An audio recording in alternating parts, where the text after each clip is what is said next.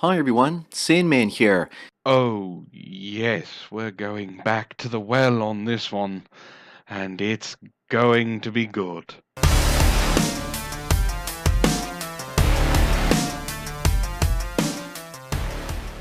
Greetings, ladies and gentlemen, and welcome to another episode of Help for the Guildless. My name, of course, is Antoine, and I thought I made it perfectly clear with my last video about this. Never, ever, under any circumstances, listen to anything Sandman has to say. Apparently, I wasn't clear enough, even with me proving that he had no idea what he was talking about and showing his advice to be some of the worst advice in the history of worst advice. Apparently, a bunch of MGTOW white knights decided to descend upon the hilltop that Sandman decides to grace their presence from and attack me. Now, of course, they couldn't attack my ideas because I laid it bare, plain and simple, that Sandman had no bearing of any intelligence on the topic he was talking about. So instead of attacking my ideas, they decided to call me a mangina, tell me I've never lived life, I'm a feminist. I'm a beta male, I'm white knighting for women, and all of those things. Which means that they just took a cursory glance at the video, decided I was a beta male and a mangina, and labeled me such. That's fine. I don't mind. Because it's going to take all of my willpower to not just cut and intersect this video with me laughing as a response. If you still listen to Sandman after you hear this, there is no hope for you whatsoever, and I pray to whatever gods there are in the pantheon of the heavens that you are barren or sterile, because we don't need that type of stupidity running around the human race any longer. Now, before I lose my composure and start laughing, let's go ahead and see what the topic is for this video. Today's video is brought to you by a donation from Dennis, and he didn't give me a specific topic, so I wanted to give men out there a warning about how women can turn you into a walking, talking zombie. Oh, good, we're going to be talking about voodoo. I've always wanted to learn about voodoo. I want to learn how to control an undead army of voodoo zombies. Although it may be easier just to talk to Magog. He is a necromancer, after all. I'll be right back, I have a call to make. Inside every single woman out there are hormones called copulins that are used to drug a man and control his mind. What? This isn't about voodoo? I was on hold with Poe. He was going to connect me to Magog. We were going to trade spells. Well, then what the bloody hell are copulins? This isn't some sort of conspiracy theory, and when I first heard about this, it reminded me of the original film, Invasion of the Body Snatchers, where aliens come down from another planet and take humans and turn us into pod people. Did we see the same film? Because if I remember correctly, and I'm a huge movie buff, Invasion of the Body Snatchers is actually about aliens coming down, capturing humans and using them for food, and replacing them with alien versions of themselves. So this really isn't about voodoo. I'm going to have to find a way to put the blood back in the blood bank. I'll be right back. When I first heard about copulin hormones, I felt the same fear. And according to the article that I'm putting in the description called, the vagina produces a thick fluid known as copulin that has actual mind control effects on the male's brain. That is the worst title for an article I've ever heard. I mean, you could have simply said something along the lines of, Poontang, it controls the minds of men. It's a little clickbaity, but it would have gotten the point across just as well. If a man is exposed to a woman's copulins over time, she will be able to, number 1, change, remove, or insert memories into the man's mind. Number 2, tell the male what he sees, hears, feels, smells, and tastes. Number 3, insert subconscious thoughts that will surface as his own ideas or behaviors later. And finally, number 4, plant trigger words or actions that can cause thoughts, actions, or sensations in the male at later dates, i.e. weeks, days, or even months. That's what the article has to say, and it's kind of scary. Are we sure we're not dealing with magic? Because I know for a fact, if my genitalia had the ability to change or remove memories at will, forcefully alter all 5 of my partner's critical senses, alter their behavior at my whim, and plant trigger words into their mindset that I could activate them later, I would be able to take over the world. How is it that women who know about this have not taken over the world? If this is true, this is a serious problem, because that means that the vagina is truly magical, and I'm going to have to take back everything I've laughed at about the feminists who think that their periods are the end-all be-all of magical and mystical power. You're not helping my cause here, Sandman. What can we do about this? So at this point, you're asking yourself, how do I protect myself from a woman that's trying to do this to me? Yes, I just asked that. This is very important. And the easiest way to do this is to wear a condom. If you wear a condom, then the copulin hormone won't enter your penis and start to influence you fully. And I say fully because simply being around women, they're releasing these hormones into the air all the time. So you're saying a condom is not enough?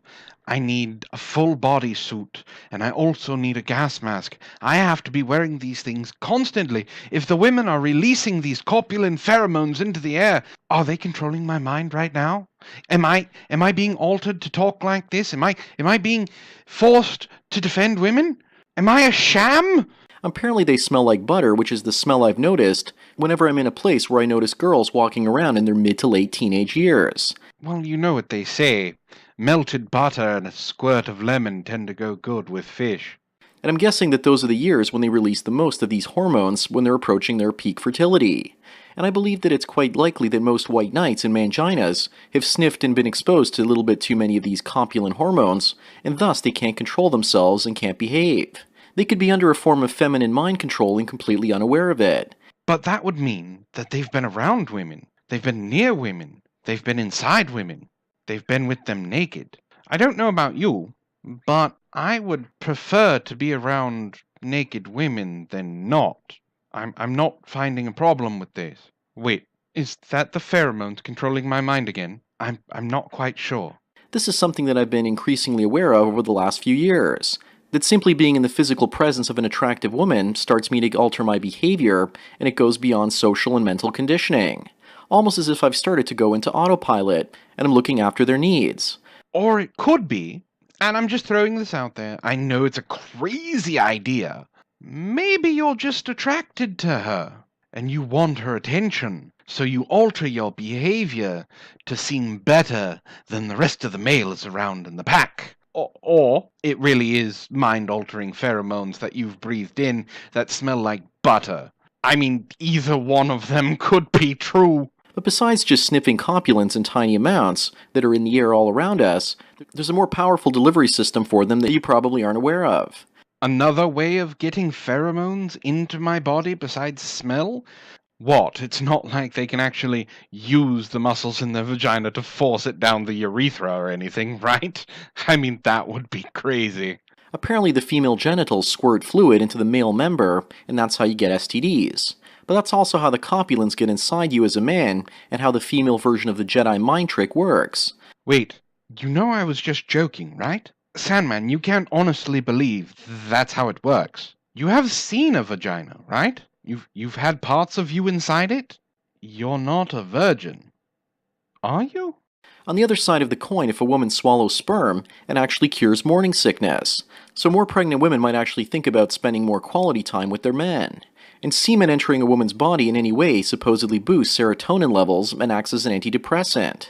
Even sperm act like a utility for women. Women get the Jedi mind control vagina, and men get simp sperm. How's that for ironic? So in your mind, men have the end-all be-all cure to what ails women in their scrotum, but women have mind-altering drugs in their pookies. This seems a little one-sided.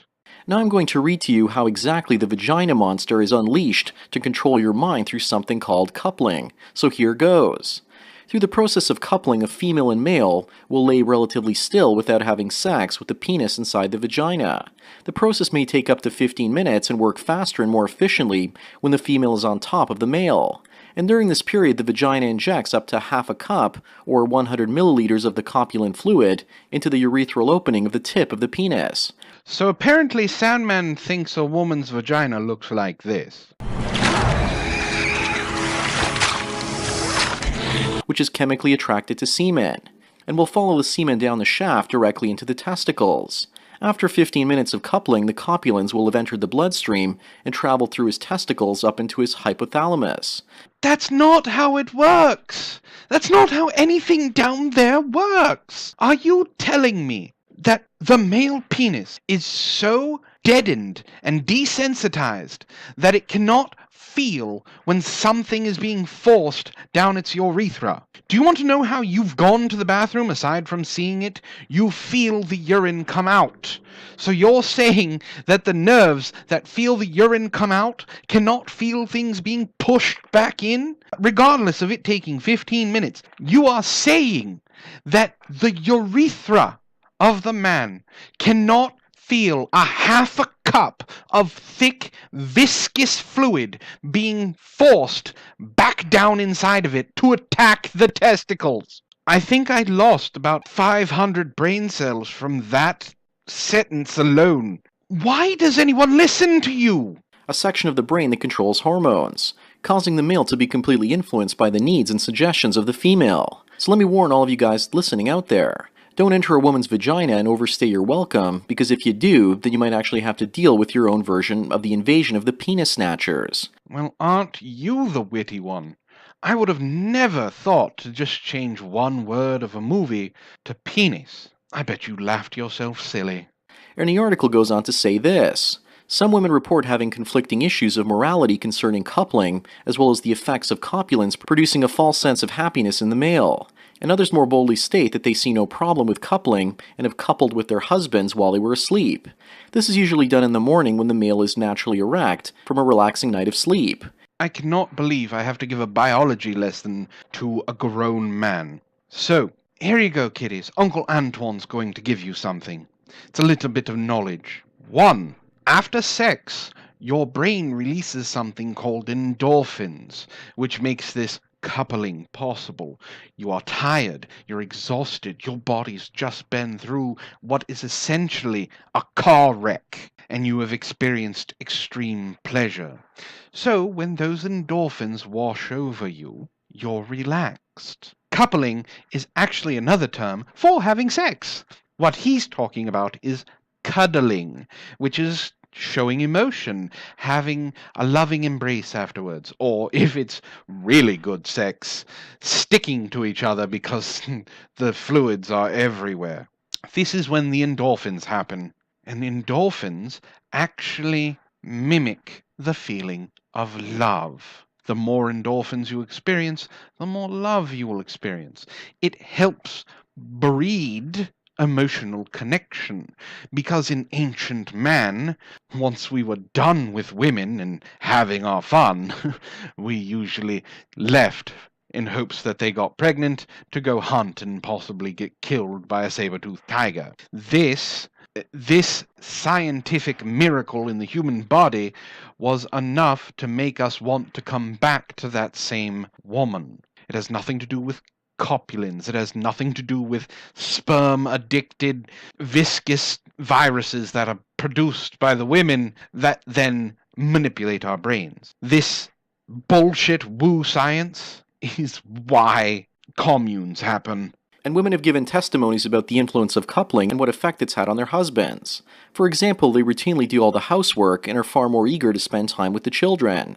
So besides the possibility of turning men into zombies, it also turns them into beta males. Wait. What you're telling me is having sex, coupling, cuddling, and these copulins all mixed together will turn husbands into housewives? Wait. So they want to work at their relationship, maybe take the load off of the woman because she has to work too? You mean they want to cohabitate and make sure the house is clean and tidy? And they want to spend time with their offspring? Oh my God, this menace needs to be stopped. What on earth can we do to fucking stop this menace? But I want to warn you guys out there not to talk to women about coupling. In fact, I'm even scared to bring this topic up because there are women listening to this right now. No, you need to talk about it, because the men need to know that you are clinically insane, and please make more like this so I can continue to laugh my balls off. And some of them are probably thinking to themselves, "Thank you, Sandman, for teaching us how to control our men." The more time a man spends with a woman and has sex with her, the more his brain will be turned into putty in her hands. And I'm not just talking about when a woman supposedly couples with a man by sitting on his penis. According to the article, over time, the presence of a woman's distinctive copulence and hormonal sense becomes addictive to the male. So, let me get this straight. The longer you're with someone and continue to have sex with them, the more you want to be around them and make them happy. Why is this a problem? Which is why a young emperor or prince is often given a large number of females that he could rotate between, never allowing himself to become addicted or under the spell of any one woman's copulence. No, no, no, no. The reason young princes and pharaohs were given harems is mainly because they wanted them. It wasn't so they wouldn't get addicted to a single woman, because a lot of the time, showing loyalty to one's queen was actually admirable. The harems on the side were for when the queen was with child, just in case the king wanted to do something a little strenuous. Harems were not well taken care of. They were actually just sex slaves. The king or the pharaoh or the prince would go in, pick a woman, use her to his delight in any way he saw fit, and then leave her. It had nothing to do with him being addicted to the same woman. You schmuck. So there you have it, folks. People have known about these types of hormones for many centuries. Obviously, they didn't know about the science behind them and how it works, but they knew something was going on.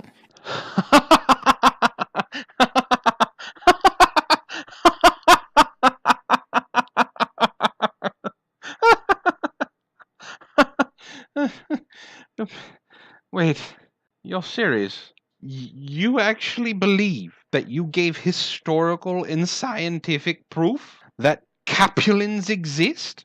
Because you don't understand how relationships work? You don't understand how endorphins work? And quite frankly, I'm starting to question if you actually know how sex works. Because you obviously have never seen, tasted, felt, or been anywhere near a vagina. I swear to the gods that whatever Sandman is, he is not an adult. I believe the reason he has a text-to-speech program is because he doesn't want the people who follows him to know that he's only 16 years old and he's getting these ideas from a sex website. Because some of this shit is ridiculous. This is by far the most ridiculous thing I have ever seen. And the fact that he believes it makes it even worse. Sandman, I don't know if you've ever been near a vagina, have ever seen one, tasted one, or been inside one, but you honestly and obviously have no idea how it works. Pheromones have been debunked by science, okay? They have been thoroughly debunked by science. Yes, they do influence people, but not in the way that you think.